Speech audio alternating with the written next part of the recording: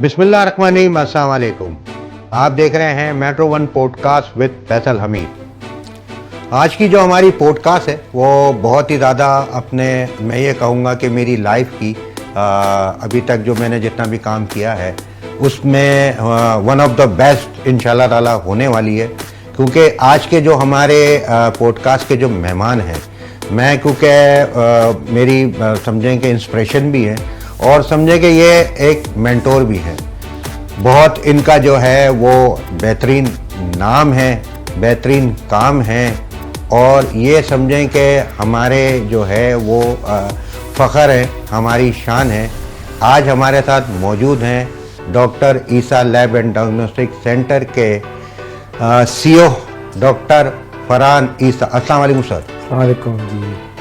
कैसे सर, खैरियत से? ठीक ठाक है। वेरी मच, आपने इनवाइट किया फैसल, और आपका प्रोग्राम मैं हमेशा से देखता हूँ। आपकी पॉडकास्ट जो है वो बड़ी वेव्स बनाती हैं और अब आई थिंक मेट्रो का जो ये इनिशिएटिव है न्यूज़ का, जो कराची को इतना कवर करता था, आपके आने से और ज़्यादा प्रोमिनेंट और वाइब्रेंट हो जाएगा इंशाल्लाह। Thank you sir, thank you. क्योंकि ये पॉडकास्ट जो है आपको पता है कि सिर्फ और सिर्फ एक यूट्यूब तक ही अपने महदूद था, लेकिन जो है ये अब निकल के जो है वो सैटेलाइट चैनल्स के ऊपर भी आ रहे हैं। क्योंकि अब पॉडकास्ट जो है ना वो एक ऐसी चीज़ बन गई है कि आप समझें कि एक ड्राइंग रूम टॉक होता है ना, वो आप आराम से कर सकते हैं। तो उसमें बहुत सारे मौजू भी आ जाते हैं, बहुत सारी चीज़ें भी आ जाती हैं। और हम जैसे लोग जो कि आप जैसे लोग के जिनका ताल्लुक़ आवाम से रहता है, सियासत से थोड़ा कम रहता है, तो उनके लिए पॉडकास्ट बेहतरीन है। बिल्कुल ठीक है। आई थिंक कि सियासत से या आवाम से या मुल्क से ये ताल्लुक़ सब जुड़े हुए हैं एक दूसरे से, और इंस्टीट्यूशंस के साथ भी सब जुड़े हुए हैं ना। हम लोग कोई अकेले साइलोज में नहीं रह सकते। और मैं आपको इसलिए अप्रिशिएट करता हूँ कि जब आप दिल रखते हो और आप दर्द रखते हो, चाहे वो शहर के लिए हो या अपनी कम्युनिटी के लिए हो या अपने मुल्क के लिए हो, तो आप लोगों के साथ इंगेज करते हैं एक पॉजिटिव एनर्जी के साथ कि चीज़ें बेहतरी की तरफ जा सकें। और ऐसे प्रोग्राम्स भी होने चाहिए जो आगाही क्रिएट कर सकें, लोगों की दिलों की दूरियां दूर करके करीब भी ला सकें, मिसअंडरस्टैंडिंग्स दूर कर सकें, टॉलरेंस बढ़ा सकें, और जो है वो अवेयरनेस क्रिएट कर सकें, चाहे वो सोशल कॉजेज़ के बारे में हो, चाहे वो हेल्थ के बारे में हो, चाहे वो इश्यूज़ के बारे में हो, और साथ साथ फिर उनके हल भी हो सकें और कैसे हम सब मिल के हल कर सकते हैं। क्योंकि मैं भी यही समझता हूँ पर्सनली, इसकी वजह से मैंने इंटरेस्ट लिया आपके पॉडकास्ट के अंदर कि पहले अगर बातें हों, फिर उसके ऊपर कोई पॉइंट्स हों अमल दरामद के, और सब मिल जाएं। और फिर इस चैनल की रीच बहुत ज़्यादा है। जब अगर उनको पता चलेगा कि आप कोई इंडेवर कर रहे हैं या मैं कोई इंडेवर कर रहा हूँ या हम मिलके कोई काम कर रहे हैं और लोगों को पसंद आएगा, तो वो हमारे जुड़ेंगे और कारवान बनता जाएगा, बढ़ता चला जाएगा। सही बात है। और मेट्रो वन न्यूज़ की जो है वो ख़ास बात यही है कि मेरी भी समझें कि स्टार्टिंग यहीं से हुई है एज ए मेहमान, और आज मैं जो हूँ वो एज ए पॉडकास्ट होस्ट भी बैठा हुआ हूँ। और जहाँ तक बात कही आपने, पॉजिटिविटी जो है बिल्कुल ज़रूरी है और अपने मिल के काम करना बहुत ज़्यादा ज़रूरी है। क्योंकि मैंने यही चीज़ देखी, मैं तो दुनिया भर में घूम रहा था, समझें कि 10-15 साल पहले यहाँ पे आया और अपने काम और चीज़ों में लगा रहा, लेकिन मैं कोविड के हवाले से अल्लाह पाक ने मौका दिया। अब मुझे आपका भी पता है क्योंकि आप मेरे एरिया के, हम तो आपको बादशाह ही कहते हैं कि आपका जो है वो अपने लैब डायग्नोस्टिक सेंटर समझे कि पूरे सेंट्रल को कवर करता है, और आप जो है इस चीज़ के आप समझे कि मौजूद भी हैं। तो मैं बहुत ज़्यादा आपको जो है वो समझे कि एडमायर भी करता हूँ, क्योंकि आपने जो ना वो जो गैप होता है ना, जो एक डॉक्टर और मरीज के दरमियान का जो एक गैप है, वो आपने फिल किया। अच्छा, अब हम जो है बाकायदा तौर पे आगाज़ करते हैं इस चीज़ से कि ये बताएं कि डॉक्टर हैं आप, फिर प्रोफेसर भी हैं, सर्जन भी हैं, और माशाल्लाह माशाल्लाह कमांडर भी हैं। तो ये जो पूरी आपकी अचीवमेंट्स हैं, जो आपका एक्सपीरियंस है, ये ज़रा बताएं। क्योंकि हमारे जो प्रोग्राम का मकसद है ना वो यही है कि लोगों में पॉजिटिविटी जाए और लोग सीखें हमारे उन मेहमानों से, और नेगेटिविटी दूर करें और मुल्क और कौम के लिए काम करें। तो तो ये ज़रा थोड़ा अपना सफ़र के बारे में बताएं। ट्रैवल किया हुआ है, मैंने भी इंटरनेशनल ट्रैवल किया हुआ है और ज़ाहिर है मैं 50+ हो गया हूँ, तो मेरे बहुत ज़्यादा, जैसे एक मुहावरा इंग्लिश का, lot of water has passed under the bridge, काफ़ी पानी गुजर गया, काफ़ी नॉलेज एक्सपीरियंसेस हो सके। तो मैं एक तो सबको ये मैसेज देना चाहता हूँ सबसे पहले कि अगर आपने इज़्ज़त कमानी है और हक हिलाल की रोज़ी कमानी है और फैमिली के साथ और दोस्तों के साथ एक ज़िंदगी गुजारनी है खुशी के साथ, मोहब्बत के साथ, तो Pakistan is the only country जिसे आप, जिसमें ये सारी चीज़ें आपको मिलेंगी। अच्छा, क्योंकि मैं अमेरिका में भी रहा, मेरा एक भाई इंग्लैंड में रहा, 2 अमेरिका में, बहन कनाडा में, और मतलब बहुत सारा एक्सपोजर रहा पढ़ने का भी, बहन भाइयों का भी, अंकल्स का भी, मेरे चचा वगैरह दुबई में रहे, यूएई में रहे। सो ये मल्टीपल एक्सपीरियंस के साथ के मैं एक नतीजा बता रहा हूँ। मेरा भी देखिए, पाकिस्तान में जो भी ईसा लैब जितनी ग्रो की, जितना हमने माशाल्लाह, अब हम पूरे पाकिस्तान में, मैं आपको दूसरा ईसा लैब का बताऊं कि हम 3 डिवीजन हैं हमारे। एक हमारा डायग्नोस्टिक डिवीजन है, ईसा लेबोरेटरी एंड डायग्नोस्टिक सेंटर्स, जो पूरे पाकिस्तान में है, और उसके बाद हमारा एक डिवीजन है जो कि हम जो है अपनी आर्म फोर्स के साथ काम करते हैं। अच्छा। तीसरा डिवीजन हमारा जो है वो है, हम इंटरनेशनल मल्टीनेशनल फार्मास्यूटिकल कंपनीज़ के साथ बाहर काम करते हैं। हमारे ऑफिसेज वाशिंगटन में भी हैं, एलए में है, नॉटिंगम में है, और हम लोग यूएई में भी हैं माशाल्लाह।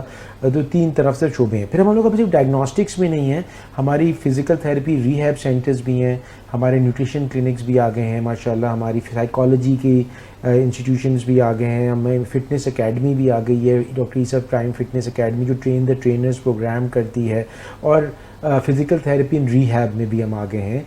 और हम अलाइड हेल्थ सर्विसेज में हम सिर्फ डॉक्टर्स नहीं बिठाते, मेडिकल डॉक्टर्स, क्योंकि हम हाँ, ये मैंने देखा है कि आपके इसमें इस तरह के डॉक्टर्स नहीं होते जी, क्योंकि हम ना इकोसिस्टम ऐसा नहीं चाहते। हम चाहते हैं कि मेडिकल डॉक्टर्स को दिखाएं लोग, या वो हॉस्पिटल्स में दिखाएं, या जहाँ पे भी दिखाएं, या ख़ुद अपना चेकअप कराना चाहते हैं वो अपनी मर्ज़ी से आएँ, और जो टेस्ट उनको कराने हैं अपनी चॉइस से वो करा के चले जाएं। जहाँ पे डॉक्टर्स बैठे होते हैं तो फिर उधर नीचे रेफ़र करते हैं, वो ऊपर रेफ़र करते हैं, पेशेंट गोल गोल घूमता रहता है। हाँ, तो वो हम अनएथिकल प्रैक्टिसेस में नहीं जाना चाहते। तो बेसिकली मेरी पढ़ाई शुरू हुई सिनपैड से। मैं बहुत अप्रिशिएट करता हूँ हमारी मिशनरी स्कूल्स को, जिनकी फीसेस भी कम होती थी और जो बेसिकली पढ़ाते थे। और आप यकीन माने कि वो कहते हैं ना कि अज़ाब माजी अज़ाब यारब, याद माजी अज़ाब है यारब, तो वो आपने पुरानी यादें दिला दी कि जब स्कूल सस्ते हुआ करते थे। नहीं, आई थिंक कॉस्ट ओवरऑल भी बढ़ गई है। देखिए, 2 चीज़ों पे मैं बात करता हूँ आपकी इस बात को आगे लेके, क्योंकि आप तो सोशल कॉजेज़ के मैन है ना, आप घुमा फिरा के आएंगे अब आम को किस चीज़ में फ़ायदा होता है, लेकिन मैं कुछ रियलिटी के पर भी बात करूँगा। सो एक चीज़ ये हो गई कि मैं जो तारीफ़ ये करना चाहता था, जैसे BVS स्कूल था, वो पार्सियों ने खोला, हमने सिनपैड स्कूल में पढ़ा, जो कि इसी तरह से DJ कॉलेज था, वो एक हिंदू ने बनाया था, दयाराम झटमल साहब ने, NAD भी इसी तरह से।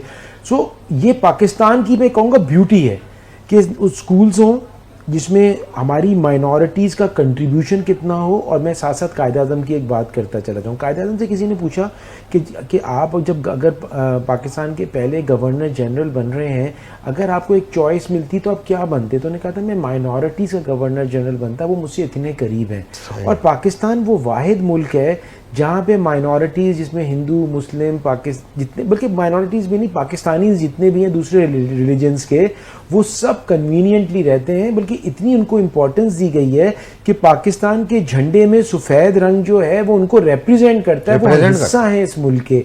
तो मैं उनको माइनॉरिटीज़ नहीं कहूँगा, मैं कहूँगा जो दूसरी रिलीजन के लोग हमारे पास, रिस्पेक्टेड रिलीजन के लोग हमारे पास रहते हैं, पारसीज़, हिंदू, ब्राह्मण और क्रिश्चियंस और जो भी दूसरे मज़ाहिब हैं। और पाकिस्तान एक ऐसा मुल्क दुनिया का है जिसमें वो सब हारमोनी से रहते हैं।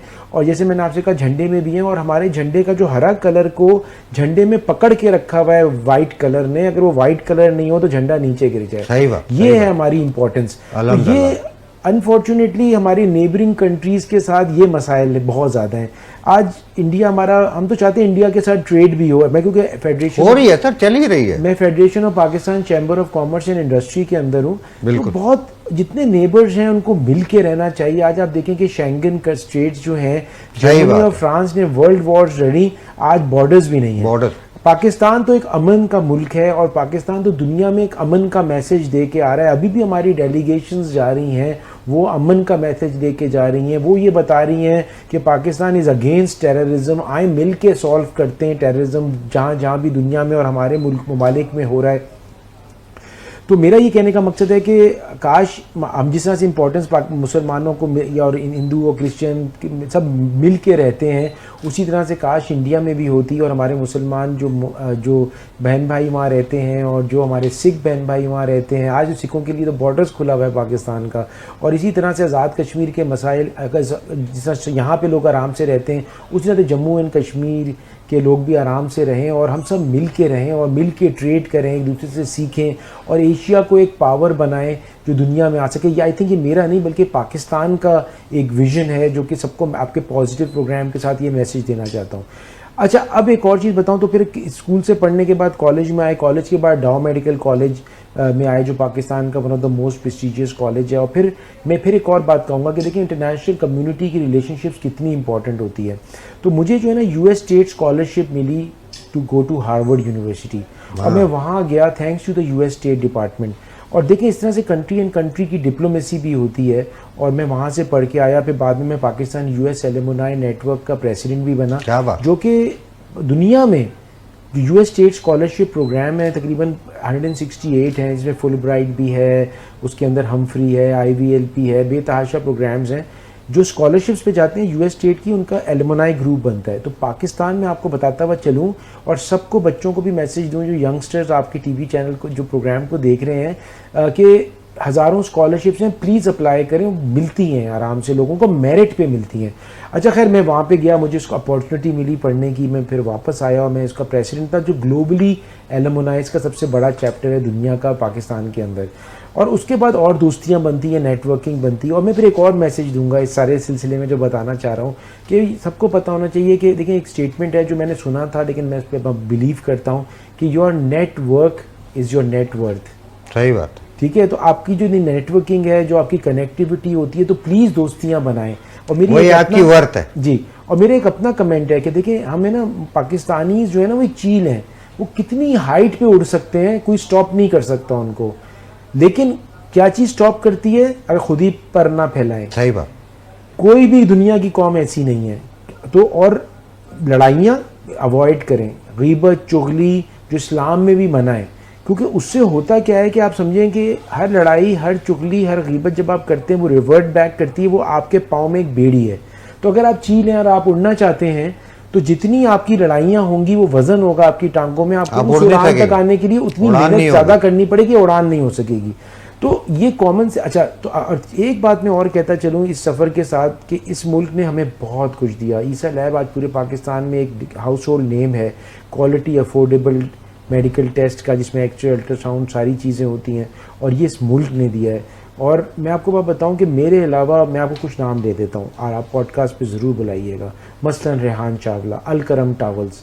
आपको पता है कि इंटरनेशनली ये सब लोग पाकिस्तान से ग्रो किए और ये अब इंटरनेशनली वॉलमार्ट अमेरिका के स्टोर्स हों, चाहे चाइना के स्टोर्स हों, चाहे जर्मनी की हों, सारी टॉवल्स पाकिस्तान से जाती हैं। हफीज़ टैनरी नाम है, दानिश अमान, हार्ली डेविडसन की लेदर सीट्स मोटरसाइकिल की और जैकेट जो है वो कराची में हफीज़ टैनरी में बन रही हैं। लेवाइस जीन्स आर्टिस्टिक मिलिनर में बन रही है। ज़ारा के कपड़े जो एक बहुत बड़ा ब्रांड है जी। वो जो है वो ये जो है किंग्स ग्रुप में बन रहा है। तो इसके बाद मैं नाम लेता हुआ चला जाऊँ, गुल अहमद, बाकी जो ब्रांड्स हैं। मेरा कहने का मकसद है कि एक थोड़ी सी स्टोरी सुनाना चाहता हूँ। पाकिस्तान एक ऐसा मुल्क है, इस पर प्लीज़ बिलीव करें, और मैं आपको दो तरह से प्रूव करना चाहता हूँ। पाकिस्तान में अनफॉर्चुनेटली अर्ली 1970s में नेशनलाइजेशन हुई और जितने बड़े टाइकून्स थे जिन्होंने पाकिस्तान में ब्लैंक चेक्स दिए थे वो सारे के सारे ज़ीरो हो गए।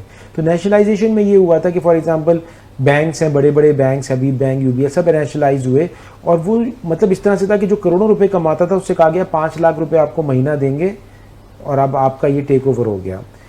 तो इसका मतलब जो बड़े टाइकून्स थे वो सब ज़ीरो हो गए। अब मैं थोड़ी सी नेगेटिव बात इसलिए बता रहा हूँ, पॉजिटिव बताने के लिए। नेगेटिव नहीं है, सबक है। उसके बाद हमारे प्रेसिडेंट जो prime minister of the country जो थे उनको फांसी चढ़ा दिया गया, ठीक है। उसके बाद 2 लख्त हो गया हमारा जिगर।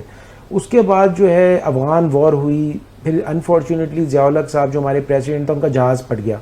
मतलब ये ऐसे एपिसोड्स हुए हैं जिसमें कंट्रियाँ सर्वाइव एक एपिसोड पे नहीं कर सकती।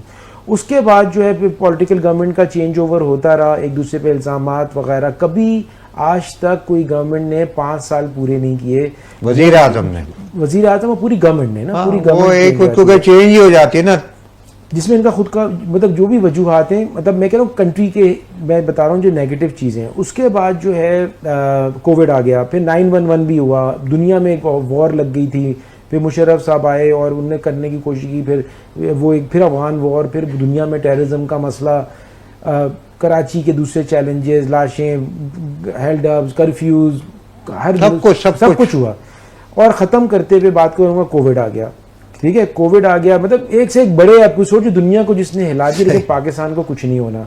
पाकिस्तान जो है वो 27वीं जो है रमज़ान को बना था, और इस पे अल्लाह की ब्लेसिंग है। अच्छा, अल्लाह के नाम के। और अब मैं आता हूँ दूसरी चीज़ पे। तो जैसे मैंने आपसे कहा कि टॉप टाइकून सारे बन गए थे, ख़त्म हो गए थे, तो इसके मतलब अब जो टाइकून्स हैं या बड़े लोग हैं जितने भी, वो उसके बाद बने। यानी इन सब मसले के दरमियान जब गवर्नमेंट स्टेबल नहीं चल रही थी और मसले हो रहे थे, बम फट रहे थे, कर्फ्यू लग रहे थे, उसके बाद भत्ता हो रहा था, उसके बाद प्रेसिडेंट का जहाज फट रहा, ये इतने बड़े बड़े एपिसोड में फिर बेनजीर की भी शहादत हो गई, वो दूसरा प्राइम मिनिस्टर शहीद, जलजले आ गए, फ्लड्स आ गए। उसमें कराची में 7 इंडस्ट्रियल एरिया स्टैब्लिश्ड हुए। सिर्फ कोरंगी इंडस्ट्रियल एरिया के अंदर 4000 फैक्ट्रीज हैं, सिर्फ कोरंगी में 7 इंडस्ट्रियल एरिया तो सिर्फ कराची में स्टैब्लिश्ड हुए।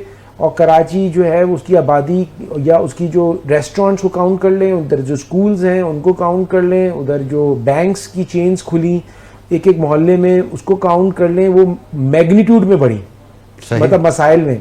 और अब ये सारे मसले हो गए ख़त्म, और अब जो है ना पाकिस्तान अब बहुत ही स्टेबल फुटिंग पे आ गया। अच्छा, एक प्रॉब्लम रह गया था इंडिया का, वो भी हो गया। और आपको बताऊं कि अनफॉर्चुनेटली हुआ कि पाकिस्तान ने इसमें बिल्कुल पहल भी नहीं की। पाकिस्तान ने पहले दिन, दूसरे दिन, तीसरे दिन थोप दिया गया, इसके ऊपर समझे एक तरीके से थोप दिया गया। यहाँ थोड़ा सा ये है कि मैंने आज जो है वो पक्का इरादा किया हुआ था, और वाकई इतनी मज़ेदार इंटरेस्टिंग बातें हैं सर की, और कि मैं तो बिल्कुल ही खामोश रहूँगा। लेकिन सर, हमारी पॉडकास्ट में जो है वो ब्रेक लेना ज़रूरी होता है, तो हम ब्रेक से, अगर आपकी इजाज़त हो तो ब्रेक पे जाएं प्लीज़। ठीक है ना, तो ब्रेक पे जाते हैं और वापस ज़रूर आइएगा।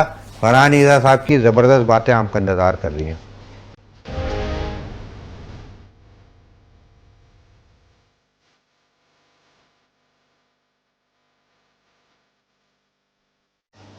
Welcome back. और बड़ी ज़बरदस्त बातें हो रही थी, और अभी भी अपने वक्फे में भी जो है वो फरहान ईसा साहब से बड़ी मालूमाती जो है वो बातें चल रही थी। तो हम अपने सिलसिले को वहीं से जोड़ते हैं, और मैं मुंह पे उंगली रखता हूँ फरहान ईसा साहब। नहीं, थैंक यू सो मच, आपका मतलब आपने मुझे मोटिवेट कर दिया। तो अब मैं आपको बता रहा था कि तो अब जब ये इंडिया वाला मसला हुआ और जो चीज़ प्रूव होनी थी वो भी हो गई कि टेक्नोलॉजिकली पाकिस्तान अब कितना एडवांस हो गया। हमारी मिलिट्री, नेवी, आर्मी, नेवी और एयरफोर्स कितनी यूनाइटेड और कितनी स्ट्रॉन्ग हैं, जो हमारी सिक्योरिटी को प्रोवाइड कर सकती हैं, वो भी प्रूव हो गया। तो 2 दिन 3 दिन तक पाकिस्तान ने इंतज़ार किया, सिर्फ डिफेंसिव स्ट्रेटजी करता रहा। लेकिन जब हमारा दुश्मन मुल्क जो है, या भटका हुआ मुल्क में कहूँगा, जिससे हम दोस्ती करना चाहते हैं, बल्कि हम चाहते हैं मसाइल ख़त्म हो, लोगों के साथ आगे बढ़ें हम मिल के, उन्होंने जब लिमिट क्रॉस कर दी तो फिर पाकिस्तान ने रिटेलिएट किया, और 2-3 घंटों के अंदर ही जो है वो आंसर आ गया कि उन्होंने अमेरिका से मदद मांगी और ये सीज़ फायर को कराया। और हम तो कभी लड़ना ही नहीं चाहते थे। और मैं आपको बताऊं, इसकी भी एक पॉजिटिव बात बताऊं तो एक ये चीज़ हुई कि जो जहाज़ आए पाकिस्तान में, इंडिया ने जो पहले दिन भेजे, पाकिस्तान ने अटैक तो किया नहीं था, उनको भी उन्होंने हमारे 6 जहाज़ उनके गिराए, जो कि मिलियंस और बिलियंस के पैसे उनके ज़ाया भी हुए, विच इज़ अनफॉर्चुनेट। गरीब मुल्क के लोगों के फ़ायदे की चीज़ों में होना चाहिए। और उसके बाद जो टेक्नोलॉजी उन्होंने देखी तो पाकिस्तान का पता दिया। मैं आप सबको एक बात बताना चाहता हूँ कॉमन सेंस की, कि लोगों को फिर पता चला कि जब दूसरे दिन जब जंग हो रही थी और लोग बाहर बैठे हुए जो हैं, जो 2 लोग की जब जंग हो रही थी, तो जंग के दौरान जो है लोग रेस्टोरेंट्स में बैठे हुए थे, और फिर लोगों ने रियलाइज़ किया कि हमें तो जंग की कोई फिक्र ही नहीं है। और उन्होंने रियलाइज़ किया कि पाकिस्तान के लिए उनकी मिलिट्री की असल यूजेज और असल जो उनकी वैल्यू है लोगों के सामने आई। और उनको तो लोग तो जंग देखने जा रहे थे कि कहाँ हो रही है, हम तो जंग देखने जाए। तो उनका कॉन्फिडेंस इतना था अपनी मिलिट्री के ऊपर, और उन्होंने रियलाइज किया कि यार ये जो हमें सोशल मीडिया और 5th जनरेशन हाइब्रिड वॉर से गुमराह किया जा रहा था, अपनी मिलिट्री के अगेंस्ट लड़ाई करी जा रही थी, वो तो सब झूठ है। और ये तो जान देने के लिए खड़े हुए हैं, ये तो बॉर्डरों पे पहुंचे हुए हैं, और जो कि हमेशा पहुंचते हैं वो जिंदगियां देते हैं यंग बच्चे, कैप्टन छोटे छोटे बच्चों के साथ, वो खड़े हुए थे और हमें सुकून था। और उसके बाद उन्होंने चैप्टर ही ख़त्म कर दिया, जब वो अटैक किया तो होश ठिकाने लगा दिए। और अभी भी तो कहने का मकसद ये है कि इससे क्या हुआ कि जो हमारी 5th जनरेशन हाइब्रिड वॉर का मैं थोड़ा सा बताऊं कि ये दुनिया में यूज़ हो रही है कि जो मिलिट्री या जो भी इंस्टीट्यूशंस है ना, और आवाम को लड़ा दो, कमज़ोर कर दो। जब घर में लड़ाई होगी तो ज़ाहिर है वो घर टूट जाता है। अगर 2 भाई रहते हैं घर में अपनी बेगम के साथ और अगर उनकी लड़ाई होगी तो घर टूट जाएगा। ये एक 5th जनरेशन हाइब्रिड वॉर है। और आपके प्रोग्राम के तवज्जुह से मैं ये मैसेज भी देना चाहता हूँ कि लोगों को ये एहसास होना चाहिए कि गलत इन्फॉर्मेशन नहीं फैलाएं और आपस में लड़ाइयाँ नहीं कराएं, बल्कि हल करें। तो खैर एनीवेज, अब माशाल्लाह फील्ड मार्शल आसिम मुनीर साहब और स्ट्रांग हो गए हैं और दुनिया को भी दिखा दिया है। और इन्वेस्टमेंट जब आ रही थी ना, SIFC जैसा इदारा बनाया है जिसमें जो कि कॉन्स्टिट्यूशनल कवर के साथ है, स्पेशल इन्वेस्टमेंट फैसिलिटेशन काउंसिल, ये आज तक पाकिस्तान में नहीं बना। और क्योंकि मैं FPCCI में भी हूँ और दूसरे चैम्बर्स के अंदर हूँ, मुझे तो पता है इन चीज़ों का। और आपके प्रोग्राम के तवज्जुह से हम ये मैसेज भी देना चाहते हैं कि SIFC जैसा इदारा पहली दफ़ा बना है जो कि 1 विंडो ऑपरेशन है, जिसके अंदर मिलिट्री भी है, पॉलिटिशियंस भी हैं और ब्यूरोक्रेसी भी है, और सब मिल के काम कर रहे हैं। और मकसद ये है कि इन्वेस्टमेंट कैसे पाकिस्तान में लाई जाए, लोगों के लिए फेवरेबल इन्वायरमेंट और बिजनेस कैसे क्रिएट किया जाए, जॉब अपॉर्चुनिटीज़ कैसे क्रिएट की जाएँ। आप समझें जैसे एक बाप होता है ना जो अपने बच्चों के बारे में सोचता है, उसी तरह से फील्ड मार्शल आसिम मुनीर और ये जो SIFC अब काम कर रही है। अच्छा, एक खदशा था, जब एक सवाल पूछना चाहूँगा सर आपकी इस बात से, मेरे एक दिमाग में एक सवाल आया। अभी वफाकी बजट अपने जो है वो आया है, तो क्या बजट की भी कोई चीज़ इसमें कोई डिस्कस हुई, कोई चीज़ हुई? क्योंकि बजट तो जो है वो ऐसे ही आ जाता है इतने अरसे से हम यही देखते हैं। मैंने तो जो होश संभाला है, मैंने तो यही देखा कि बजट जो है वो ऐसे ही अपने क्या नाम है दे देते हैं, और फिर मिनी बजट और फलाना बजट और ये बजट वो बजट, आवाम का कुछ सोचा ही नहीं जाता। और ना जो स्टेक होल्डर होते हैं और ना जिन पे बराह रास्त टैक्स लग रहे होते हैं उनसे पूछा जाता है। तो क्या कुछ ये ऐसी चीज़ें हैं? क्योंकि मैं भी फेडरेशन में मैं भी मौजूद हूँ, चैम्बर में मैं भी मौजूद हूँ, सजेशन तो लिए जाते हैं। यहाँ तक कि सिंध हुकूमत भी अभी बैठ के कह रही थी कि यार वो जो मोटरवे बनाने थे वो हमने दिया हुआ था, K4 की अपने बात हो रही थी, क्योंकि पानी का मसला आपको पता है। तो सुनते ही नहीं वो तो किसी की, और ये अभी से नहीं है, ये हर दफ़ा से ही ऐसा आ रहा है।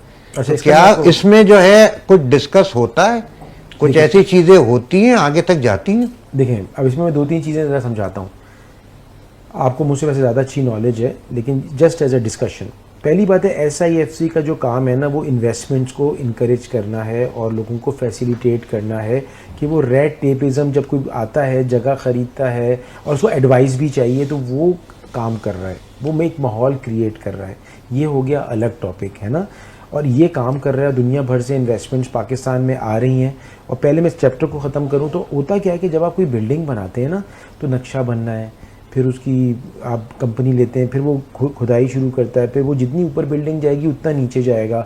तो लोगों को ऊपर कुछ नज़र नहीं आ रहा होता सिवाय धुआं और मिट्टी उड़ते हुए। लेकिन जब वो बुनियादें ऊपर आने लगती हैं और फिर बिल्डिंग खड़ी होनी शुरू होती है, तो फिर वो सारी चीज़ें नज़र आना शुरू होती हैं। और जब मुशर्रफ साहब का दौर था, मुस्तफ़ा कमाल ने जैसे कराची में उस ज़माने में काम किया था, कितने ब्रिजेस बने, कितने वही तो टाइम था कि कराची जो था टॉप 10 अपने बेस्ट सिटी में चला गया। आज टॉप 10 वर्स्ट सिटी में इसका हाल है सर। अच्छा, तो अब मैं बताना चाह रहा हूँ कि अगर हम तो पहले तो एक SIFC को तो अभी जो SIFC की जो इन्वेस्टमेंट्स आ रही हैं, अपॉर्चुनिटीज़ जो क्रिएट हो रही हैं, वो शुरू हो गया प्रोसेस, और 1-2 साल में इसके फल भी आना शुरू हो जाएंगे। तो ये बजट के ऊपर कोई फर्क तो डालेंगे ना? आ जाते हैं बजट के, आपकी इकोनॉमी के ऊपर कोई फर्क तो डालेंगे ना? तो इकोनॉमी के लिए देखें, अब एक तो पार्ट ये हो गई ना इन्वेस्टमेंट, जॉब अपॉर्चुनिटीज। अब आ जाता है बजट। बजट पे तो भी डिबेट चल रही है ना, अभी तो बजट प्रेजेंट हुआ है, उस पर भी डिबेट होगी और उसमें चीज़ें फाइनलाइज होंगी। इसके बारे में मैं आपको राय देता हूँ। देखिए, हम लोग वोट नहीं डालते, और आपको पता है कि हम लोग जो हैं पॉलिटिक्स में भी नहीं आते, और हम हमेशा जो हैं वो कोसते रहते हैं। हमें ये प्रॉब्लम है, रोड नहीं बना रहे। आपको किसी ने रोका है कि आप इलेक्शन जीत के आप क्यों नहीं रोड बना देते आके? देखिए, हमें अपना पैराडाइम शिफ्ट करना है। अब अमेरिकन पॉलिटिक्स की मैं बात बताऊं आपको कि वहाँ पे 2 पार्टीज होती हैं, रिपब्लिकन और डेमोक्रेट। उनमें से एक, वो दोनों में से एक जीत के आता है। चाइना में पार्टी एक है, उसके इंटरनल इलेक्शंस होते हैं। हमारे यहाँ तो 1,500 तो पार्टीज हैं। हमारी देखिए, जब तक के अवाम जो है ना वो इन्वॉल्व नहीं होगी चीज़ों के अंदर और सिर्फ एक्सपेक्ट करेगी कि दूसरे काम करें। हम कहते हैं कचरा बढ़ गया, अच्छा, और फिर खिड़की खोल के वही साहब और साहिबा खिड़की खोल के कचरा रोड पे फेंक देते हैं। हम मोहल्ले में कचरे फेंक देते हैं। हम जो है वो उसको आग भी मोहल्ले में लगाते हैं कि लोगों को पोल्यूशन हो जाए।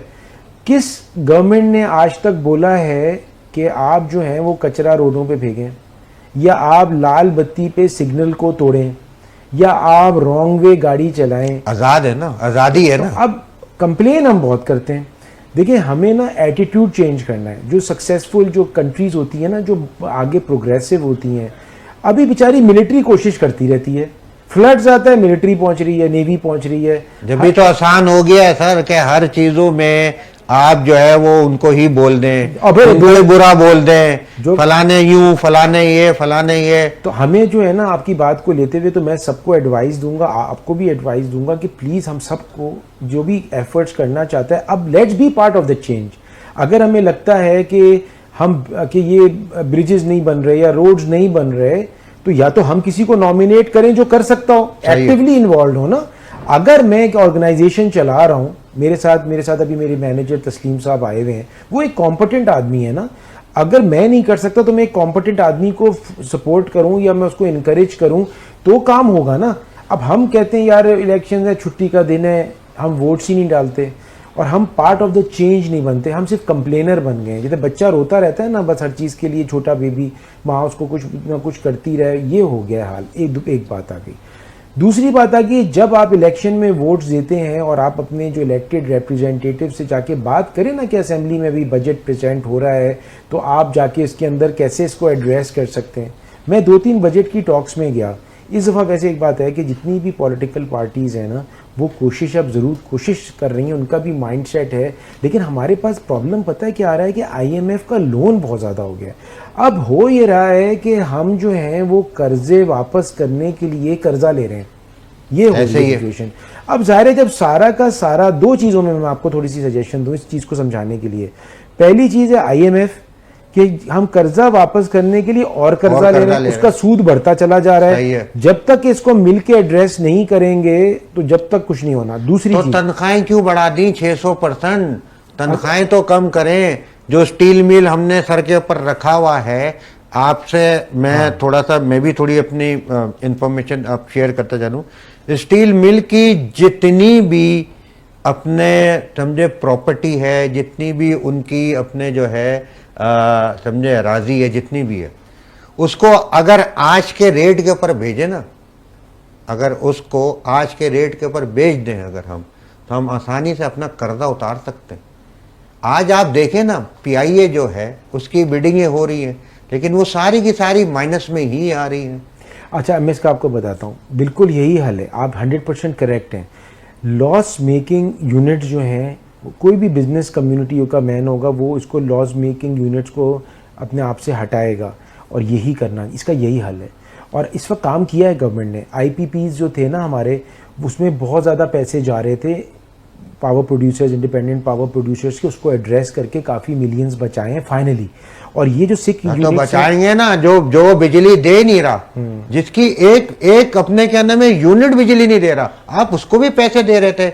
और वो हैं भी कौन? वो हैं सारे इंडस्ट्रियलिस्ट।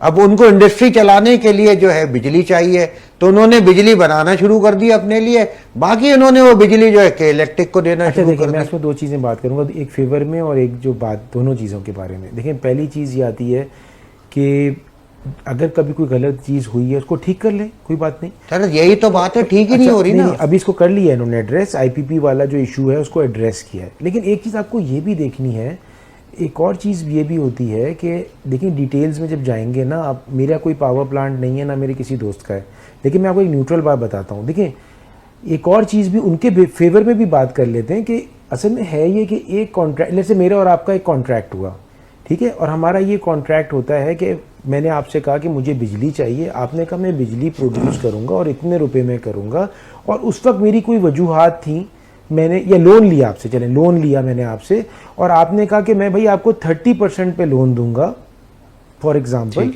और मुझे उस वक्त अशद ज़रूरत थी, मैंने अग्री कर लिया। अब ये है तो बहुत ज़्यादा सही है, और बाद में मैं आप ही को ब्लेम करना शुरू कर दूं। ये जो डिसीजन हुआ था आईपीपीज का, ये हमारी पाकिस्तानी गवर्नमेंट का और इंडिपेंडेंट पावर प्रोड्यूसर्स का म्यूचुअली कंसेंशुअल डिसीजन था। ऐसी लेकिन चले हो गया। अब ये है कि उन्होंने भी रियलाइज किया और अब उनकी चीजें वापस अपने रिवाइज हुई हैं तो उनको हटाएं ना, उनको आप एक 13 रुपए मेरा ख्याल से शायद कम हुए थे, यकीन करें कि रट गया, फोन करते थे वो हमें पता चलता था, बिल आ गए, 13 रुपए का कोई फर्क पड़ा नहीं पड़ा। हाँ, तो 200 यूनिट का बिल जो है वो 8,000 है, और 201 हो जाएगा तो वो 16,000 में चला जाएगा। तो अब यही तो कह रहा हूँ, जब तक के देखें ना पावर जो डिसीजन मेकर्स हैं, जब तक के खुद नहीं आएंगे आप इलेक्शन जीत के, या आपका कोई ऐसी नॉमिनेशंस नहीं आएंगी, देखिए हर शख्स को पॉलिटिकल प्रोसेस के अंदर इन्वॉल्व होना चाहिए, मैं तो इसको समझता हूँ, और वोट दें उन लोगों को जो आपके लिए डिलीवर कर सकते हैं। सर माजरत के साथ बात यह है कि मैंने इस दफ़ा के इलेक्शन में रोड शोज़ भी किए, इलेक्शन का जो है वो जाके अपने सेंटर के ऊपर जाके मैंने प्रोग्राम भी किया, लोग वोट देने बिल्कुल निकले, लेकिन थोड़ा सा यहाँ पे समझना ये है कि हमने हमारे रजिस्टर्ड ही कितने, हमने रजिस्टर्ड ही नहीं पढ़ाए। 24 करोड़ आवाम है, ठीक है ना, 12 करोड़ जो हैं वो अपने रजिस्टर्ड हैं। बात ये है फिर उसके बाद ऐसा सिनेरियो कर दिया गया कि लोग निकल नहीं सके, और फिर वोट दिया जिसको वो आए ही नहीं, जो जीते वो ही नहीं आए। बात ये कि चीजें हैं ऐसी। इसका मैं आपको थोड़ा सा बात बताता चलूं।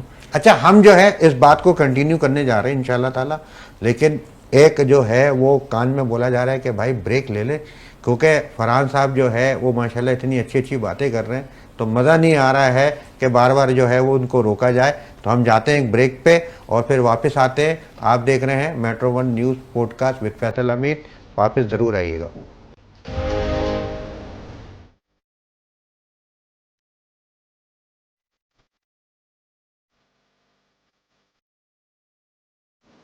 Welcome back. जो है हम वापस आ चुके हैं ब्रेक से, और क्योंकि अपने जो है ये हमारा प्रोग्राम जो है वो ज़रूरी नहीं है कि हमने डॉक्टर फरहान ईसा साहब को आज यहाँ पे बुलाया हुआ है तो हम जो हैं वही घिसी पिटी बातें करें और वही टॉपिक्स के ऊपर बात करें, क्योंकि थोड़ा सा पता भी चले ना कि फरहान साहब जो हैं वो अपने माशाल्लाह क्या क्या अपने इनके एक्सपीरियंसेस हैं, क्या क्या तजुर्बे हैं। क्योंकि बात हम वही करते रहेंगे कि सर लैब टेस्ट महंगे क्यों हैं, दूसरे जगह में हमें सस्ते मिल जाते हैं, आप जो है कुछ अपने चैरिटी भी में भी कर दिया करें, या आपकी जो है वो लोग अपने कहते हैं कि यार हमें टेस्ट डॉक्टर लिख के दे देते हैं, कराने के लिए जाते हैं, पैसे जेब में होते नहीं हैं। क्योंकि मेरा ताल्लुक़ मिडिल क्लास से फैमिली से है और मैं उसी को रिप्रेजेंट करता हूँ और उन्हीं की बात होती चलती है, लेकिन मुझे जानता हूँ, मुझे पता है कि क्या हकीकत है और क्या नहीं है, आपके भी कौन से चैलेंजेस हैं, आप भी किस तरीके से सारी सब चीज़ें करते हैं और क्या क्या काम करते हैं, ये मुझे मालूम है। मेरे एरिया में आप हैं माशाल्लाह एक अरसा है दराज से, और आपका एक वहाँ पे मैं देखता भी हूँ, तो यही बातें यही सारी चीज़ें, तो इसके ऊपर भी थोड़ी बहुत हम बात कर लेते हैं कि ये थोड़ा सा कन्फ्यूजन एक अलग वो कर दें कि यार ये जो ईसा लैब जो है इसका जो है वो क्यों जो है मुनफरिद भी है और थोड़ा सा एक क्वालिटी वाली चीज़ है, इसके बारे में थोड़ा सा बताएं। नहीं, thank you so very much. देखिए एक चीज़ जो आपने कॉस्ट की बात की ना, हम इसको एड्रेस भी कर रहे हैं। हमारी जितनी टॉप की जो लैब्स हैं 3-4 ही हैं सिर्फ पाकिस्तान में, बाकी तो मैं समझता हूँ अताई लेबॉर्ट्रियाँ हैं, वो सारी की जो इक्विपमेंट्स और मशीनें सब बाहर से आती हैं, और डॉलर ऊपर जाता है तो हर चीज़ ऊपर जाने लगती है, और हम बड़े परेशान थे। तो अब हमने उसका भी सोल्यूशन ढूंढा है कि एक ऑर्गेनाइजेशन बनाई गई है जिसका नाम है समान शिफा फाउंडेशन, और अभी जो है उसके अंदर जो है वो आपको पता थर्मोमीटर भी पाकिस्तान में नहीं बनता। कुछ भी नहीं है सर। इस मतलब लैब इंडस्ट्री के अलावा हॉस्पिटल इंडस्ट्री, पूरी मेडिकल इंडस्ट्री बिल्कुल ऐसे ही है। लेकिन अल्हम्दुलिल्लाह पहले तो बीपी अपैरेटस, ग्लूकोमीटर, थर्मामीटर भी नहीं बनता था, let alone cardiac monitor, CT scan, operation table, वो तो बात की बात है। अल्हम्दुलिल्लाह इस वक्त 28 मेडिकल डिवाइसेस अब पाकिस्तान में बन रही हैं, बनने शुरू हो। और ये समान शिफा फाउंडेशन है, इसके प्रेसिडेंट प्रोफेसर शाहिद नूर है, लीडिंग ऑर्थोपीडिक सर्जन है। और अब ये हो रहा है कि हमारे पास एक्चुअली इलेक्ट्रॉनिक इंजीनियर्स भी हैं, हमारे पास प्लास्टिक बनाने वाले भी हैं, हमारे पास जो है डॉक्टर्स भी हैं, हमारे पास मार्केटिंग के लोग भी हैं, हमारे पास जो है वो सप्लाईज के लोग भी हैं, डिस्ट्रीब्यूटर्स भी हैं, इन सबको जोड़ दिया है। और अब इंशाल्लाह ताला आपको बताऊं $2 बिलियन से ज़्यादा की इंपोर्ट है मेडिकल डिवाइसेस की, और इंटरनेशनली $982 बिलियन की जो है नीड है दुनिया में। और अब पाकिस्तान जो है, मैंने आपसे कहा ना, हमको अपनी शेल से बाहर निकलना होगा, तो हम लोग भी बाहर निकल के अब इस ऑर्गेनाइजेशन के साथ हम भी इन्वेस्ट भी कर रहे हैं। और अब इंशाल्लाह ताला हमारा प्लान ये है कि 28 प्रोडक्ट्स अभी drug regulatory authority of Pakistan पर सब फाइनल अप्रूवल्स में, और वो पाकिस्तान में बनेंगी तो ऑटोमेटिकली कॉस्ट भी कम होगी। अच्छा, फिर उसकी फैक्ट्रियाँ लग रही हैं तो वो पाकिस्तान में बनेंगी तो जॉब अपॉर्चुनिटीज़ भी निकलेगी, और फिर हम इंडिजिनस यानी पाकिस्तान की अपनी रिक्वायरमेंट पूरी करने के बाद इंशाल्लाह इंटरनेशनल मार्केट पे कॉम्पीट भी करेंगे और अपना ज़र मुबादला कमाएंगे। तो ये पूरा एक पैराडाइम है।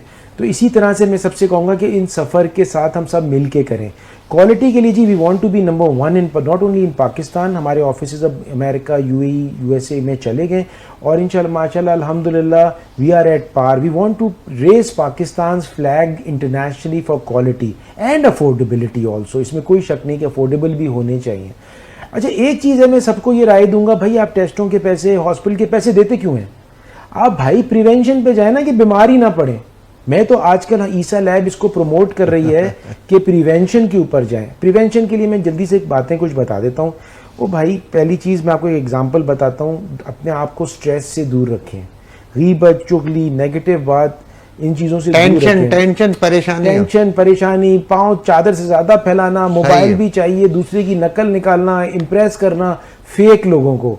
और मैं आपको इसका प्रैक्टिकल एग्जांपल बताता हूँ। जब 5 कोर जो हमारी मिलिट्री है, कोर कमांडर साहब ने पहला पाकिस्तान का Covid centre, expo centre Karachi में स्टार्ट किया, तो हमारी ईसा लैब पहले दिन इन्वॉल्व हुई थी। और आपको बताऊं, हमने फ्री टेस्ट किए थे पहले दिन से आखिर तक, एक्स-रे, अल्ट्रासाउंड और लैब। लेकिन मैं आपको एक बात बताऊं, दूसरा उसमें कामयाबी ये थी अल्हम्दुलिल्लाह, उसमें सैलानी welfare, Alamgir welfare, red crescent, Saturday welfare group, rotary international, सब ने मिलकर काम किया आर्मी के साथ। और लेकिन जो सबसे, और एक नेशन की तरह है, लेकिन सबसे अच्छी चीज़ ये है कि दुनिया का वाहिद वो सेंटर था, उसका नाम था फील्ड आइसोलेशन सेंटर कराची, जिसमें एक पर्सन को भी कोविड नहीं हुआ, डॉक्टर को, नर्स को या पैरामेडिकल स्टाफ को। इतना जबरदस्त बिल्कुल। लेकिन अच्छा, हम अंदर थे तो हमने एक रिसर्च करी स्ट्रेस का इफेक्ट।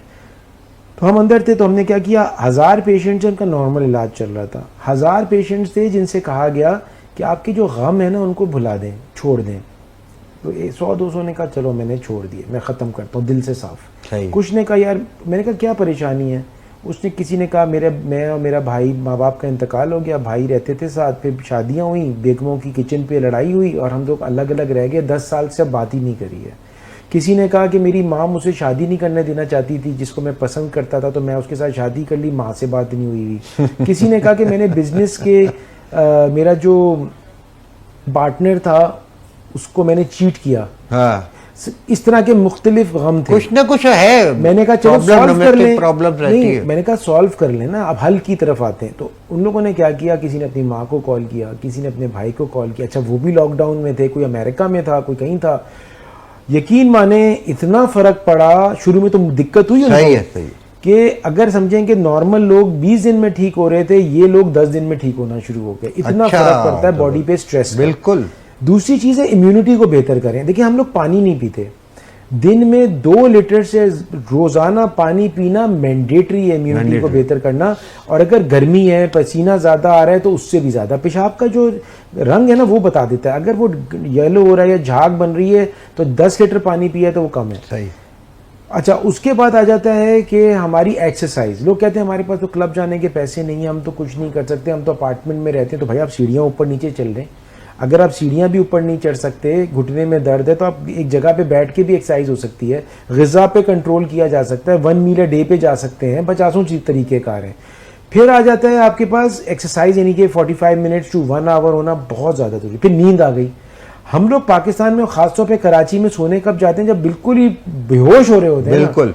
टीवी देखेंगे, मोबाइल पे लगे टाइम पे रहेंगे, सो रहे होते हैं, सोते टाइम पे बिल्कुल जाग रहे होते हैं, जब या कुछ नहीं हो सकता, बिल्कुल बॉडी में निडाल हो जवाब जाते दे। हैं। तो अब भाई बॉडी सोने का क्या होता है, जब बंदा सोता है तो अपना रिपेयर मेंटेनेंस बॉडी करती है और वो अपना सारा सिस्टम उसका होता है। अगर आप सही तरह से सोएंगे 7 घंटे, उस वक्त रात में चाय नहीं पीनी चाहिए, कॉफ़ी नहीं पीनी चाहिए, इसमें कैफ़ीन होती है, वो आपकी नींद को ख़राब करेगी। ज़्यादा पानी पिएंगे तो रात में उठना पड़ेगा, नींद टूटेगी, और आप जाके सही टाइम पे सोएं। फिक्स टाइम पे सोना भी है, ये भी ज़रूरी है। ये नहीं कि आप कभी 2 बजे सो रहे हैं, कभी 10 बजे सो रहे हैं, कभी 4 बजे सो रहे हैं, उससे बॉडी की क्लॉक ख़राब हो जाती है। कराची वालों का तो आपको पता ही है कि वो अपने बिल्कुल कराची बिगड़ा हुआ हाल। तो अगर आप जाके 7 घंटे की नींद सोएंगे, बॉडी रिपेयर मेंटेनेंस करेगी, आपका वज़न को कंट्रोल रखना बहुत ज़्यादा ज़रूरी है एक लिमिट के अंदर। और इसके बाद जो है एक और ग़िज़ा पे आ जाते हैं। ग़िज़ा के अंदर रोटी और चावल जो है ना, वो शुगर को बहुत ज़्यादा बढ़ाते हैं। अच्छा। तो इसलिए आपको ये पता होना चाहिए कि कौन सी चीज़ें आपको, देखिए हमारे पास सबके पास अब स्मार्टफोन्स आ गए। आपने मिडिल क्लास की बात करी, सबके पास स्मार्टफोन्स हैं। तो आप अपनी हेल्थ के बारे में तो कभी कोई डाइट के बारे में ज़रूरी है। अब मैं सिंपल बता दूं, हमारी ना बॉडी को जिस तरह से बिल्डिंग बनाने के लिए जो है वो सरिया भी चाहिए, रेत भी चाहिए, पानी भी चाहिए, सीमेंट भी चाहिए, बहुत कुछ चाहिए होता है तो बिल्डिंग का स्ट्रक्चर खड़ा होता है। उसी तरह बॉडी को भी बहुत सारे प्रोटीन भी चाहिए, फैट भी चाहिए, उसको जो है वो अपना कार्बोहाइड्रेट भी चाहिए, उसको अमाइनो एसिड्स भी चाहिए, मिनरल्स भी चाहिए। तो आप समझेंगे कि दिन में, आसान तरीका ये बता दूँ कि 5 किस्म के रंग अगर खा लेंगे ना ग़िज़ा में, तो न्यूट्रिशन बेहतर हो सकती है। एक चीज़ मैं और बताता चलूँ कि प्लीज़, अगर स्ट्रेस ज़्यादा है, हमारे पास डायबिटीज़ और ब्लड प्रेशर एक एपिडेमिक की तरह फैल रहा है, और मैं ये कहता हूँ कि तशख़ीस बहुत इंपॉर्टेंट है। तो आप बीमार होने से पहले अपनी बॉडी का चेकअप कराएं और देख लें कि कोई प्रॉब्लम है, शुरू में ही उसको रोक दें कि आपको हॉस्पिटलाइजेशन और दूसरे मसाइल में ना जाना पड़े।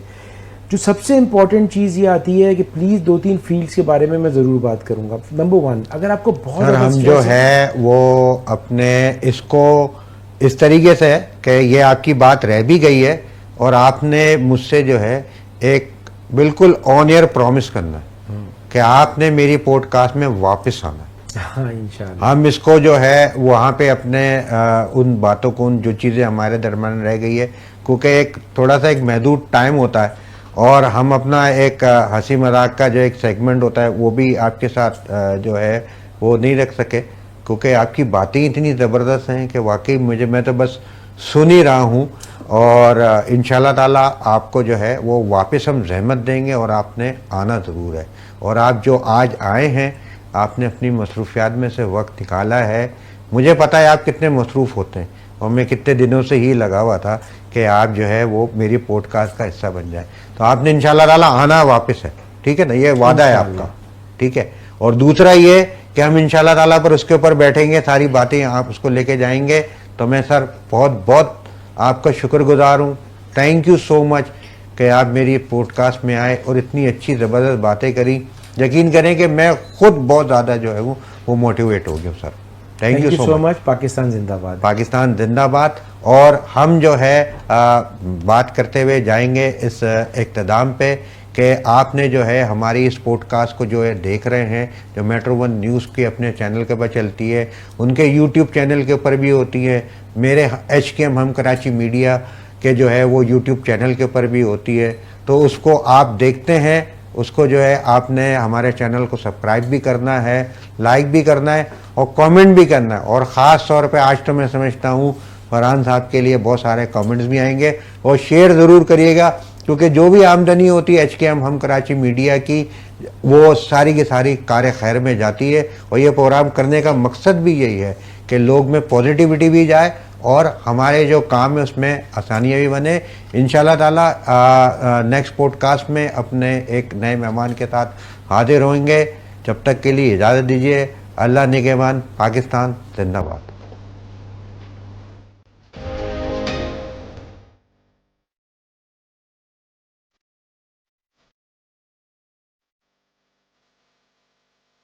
HKM हम कराची मीडिया, कराची की पहचान।